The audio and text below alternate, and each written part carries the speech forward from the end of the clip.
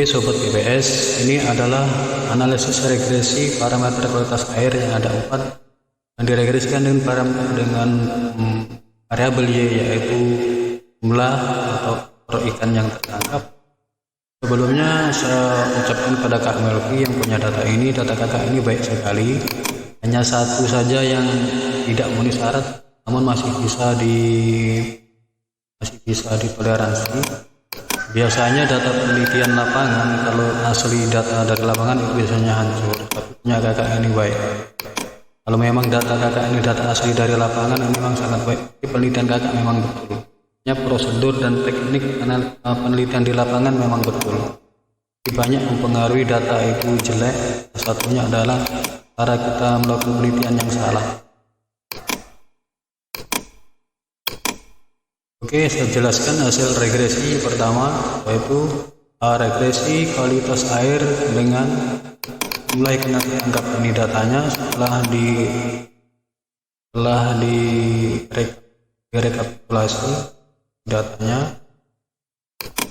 Regresi parameter air dan ekor hari 1 sampai 10, ini variabel Y ini adalah jumlah ikan yang ketangkap, jumlah totalnya 275 dalam 10 hari penelitian. Ini perharinya. Kemudian X1, X2, X3, X4. X1 suhu, X2 kecerahan, X3 ini kecepatan arus, dan X4 adalah potensial hidrogen atau pH. Maka ini yang kita regresikan, maka hasilnya adalah seperti ini. Ini adalah deskriptifnya, yaitu variabel Y ekor N10 sama 10 kali pengamatan. Ini data standar deviasinya, ini data minnya dari masing-masing variabel yang kita teliti. Kemudian ini korelasi itu bukan pengaruh ya, korelasi adalah hubungan timbal balik atau dua tanda panah. Dengan punya kakak ini nggak dicari korelasinya, tapi kalau cara membacanya ini relasi suhu 4 parameter kualitas air dikorelasikan dengan variabel Y ekor, ini korelasinya sebesar -5 dan seterusnya. Kemudian signifikansinya di sini kita lihat, ini dia signifikansinya. Kalau di bawah 0,05 itu berarti signifikan. Jadi di sini yang tidak signifikan cuma satu, yaitu korelasi pH dengan jumlah ikan yang ketangkap, yaitu 0,064. Karena lebih besar dari signifikansi 0,05, maka ini dikatakan tidak signifikan, dan yang lainnya signifikan, begitu sobat. Kemudian kita menuju ke hasil regresi. Hasil regresi model Sumari ini kawan,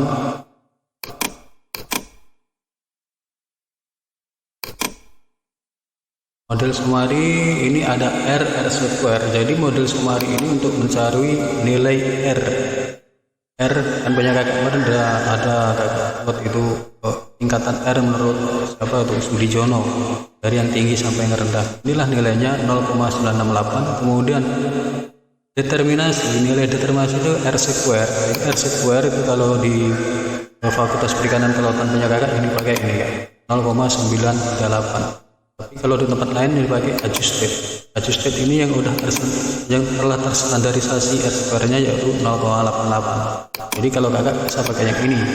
Kalau biasa saya mengolah data di perikanan buat kakak, analisanya untuk menganalisis yang lain-lainnya, tapi kalau di fakultas tidak ada. Nanti ini untuk seharusnya seandainya ada analisanya kita pakai. Dan ini hasil ANOVA-nya, ya kan? Hasil regresinya dari keempat parameter kualitas air yang diregresikan dengan jumlah ikan tertangkap. Ini dia nilai F, hitungnya 18,907 dengan signifikansinya 0,03. Kita lihat di sini nilai signifikansinya adalah lebih kecil dari 0,05. Jadi demikian dapat dikatakan keempat parameter kualitas air tersebut memiliki pengaruh yang signifikan terhadap jumlah ikan yang tertangkap dengan nilai F sebesar 18,907. Kemudian kalau ingin melihat DF-nya ini tidak. Kemudian koefisien ini gunanya adalah untuk membuat regresi, kesamaan regresi. Ini koefisien regresi. Jadi koefisien regresi ada konstantanya 20,157, suhunya ada. Oh ya, kalau di tempat perikanan buat kakak yang dipakai di kolom B. Tempat lain ada makanya di kolom kita ini udah terstandarisasi, yang ini yang belum. Jadi kalau di tempat perikanan UNRI pakai yang ini nih biasanya. Jadi konstantanya 20, suhu koefisiennya ini koefisien betul cari koefisien negatif 7,12, tekanan negatif 0,169, arusnya lebih tinggi yaitu 82,024 dan pH 5,17. Nilai koefisien regresi adalah bersifat signifikan sebagaimana kita lihat tadi di sini, ya kan? Kalau seandainya signya ini lebih besar dari 0,5, maka nilai-nilai koefisien ini tidak signifikan, nilai regresi tidak signifikan, model regresinya tidak signifikan, namun demikian tetap harus kita hitung. Dan ini nilai P hitungnya. Jadi P hitung ini gunanya untuk melihat pengaruh parsial. Karena di sini secara simultan, secara bersama-sama terdapat signifikan, maka kita perlu melakukan uji lanjut, yaitu dalam hal ini uji lanjut regresi secara parsial. Kalau ini simultan, regresi simultan, ini regresi parsial. Dan nilai T-nya ini negatif 1,64. Ini nilai T-nya baik masing-masing parameter kualitas air. Kemudian nilai signifikansinya masing-masing ini. Jadi kita lihat di sini hanya satu parameter kualitas air secara parsial yang memiliki pengaruh terhadap jumlah ikan ketangkap, yaitu ini dia negatif 0,004, yaitu pH. pH berpengaruh signifikan secara positif terhadap jumlah ikan yang ketangkap, sedangkan lainnya tidak ada pengaruh yang signifikan. Jadi kesimpulannya signifikan di sini secara simultan itu kalau ditinjau dari regresi parsial hanya satu yang memiliki pengaruh signifikan, yaitu pH, sedangkan yang lainnya arus dan suhu tidak memiliki pengaruh yang signifikan. Begitu cara membaca. Kemudian ini data-data lainnya ini adalah untuk analisis lain yang tidak dipakai di fakultas perizinan dan kelautan di tempat beri. Kalau tempat lain biasa dipakai. Ini untuk persiapan aja, mana tahu nanti ada ditanya analisis lainnya. Oke, saya rasa itu aja yang perlu dibaca dalam hasil analisis regresi. Kita tinggal membuat bersama regresinya berdasarkan koefisien tadi. Kemudian ini histogram dari regresi dari 24 parameter dengan jumlah ketangkap. Kita lihat di sini kurvanya adalah mendekati kurva normal. Jadi memang data kakak ini bagus. Hanya ini yang keluar sedikit, ini yang keluar harusnya di dalam. Kalau dalam semua berarti normal datanya bagus. Tapi ini data masih bagus. Kemudian ini untuk uji normalitas dengan plot. Ini data kakak secara umum bagus, cuman ini terlalu jauh dengan garis horizontal. Ini yang membuat data kakak agak jelek. Kalau seandainya ini semakin mendekati garis horizontal, data kakak semakin normal, semakin bagus.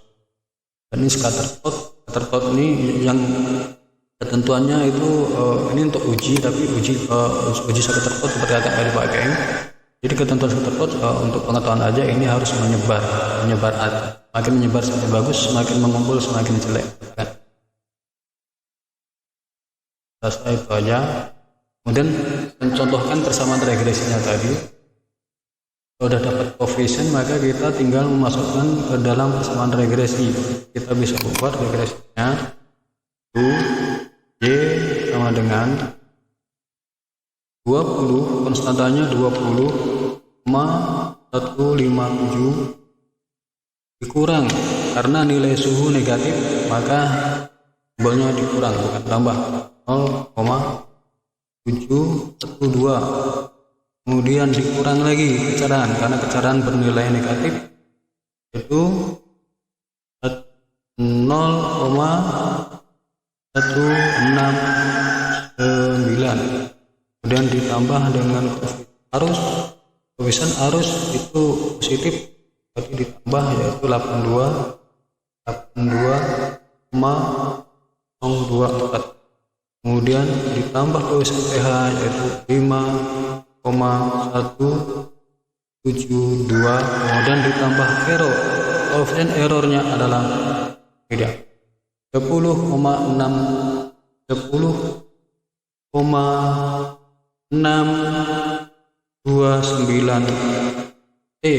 error. Tapi biasanya di Fakultas Perikanan dan Kelautan di Universitas Riau ini tidak dipakai errornya, agak hilangkan aja bisa, ya kan? Jadi kita ada dapat persamaannya, kita tinggal menambahkan koefisiennya di sini. logo simbol koefisien ini X1, kemudian yang ini X2 kan, ini X3, dan yang ini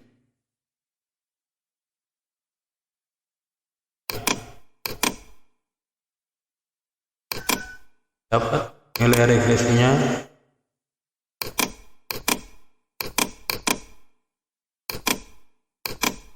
jadi nilai regresinya atau model regresinya adalah Y sama dengan 20,157 dikurang 0,712, X1 dikurang 0,69, X2 ditambah 82,03 ditambah 5,12, X4 ditambah 10,629 error. Jadi error ini adalah error. Jadi semakin besar error itu biasanya akan semakin mempengaruhi hasil penelitian regresinya akan semakin tidak kan. Semakin kecil error semakin bagus. Kalau buat kakak error ini biasa tidak dicantumkan ya. Jadi demikian penjelasannya kak. Ini yang ekor, kemudian ini yang berat. Regresinya berat, cara membacanya sama, yaitu kita dapatkan hasil regresinya ini dia. Y sama dengan 7614,133 kurang 26393 X1 ditambah 1320742 ditambah 26514,483 dikurang 696,140 X4. Dan kita lihat apakah model regresi ini signifikan atau tidak. Maka kita lihat di sini, ini dia.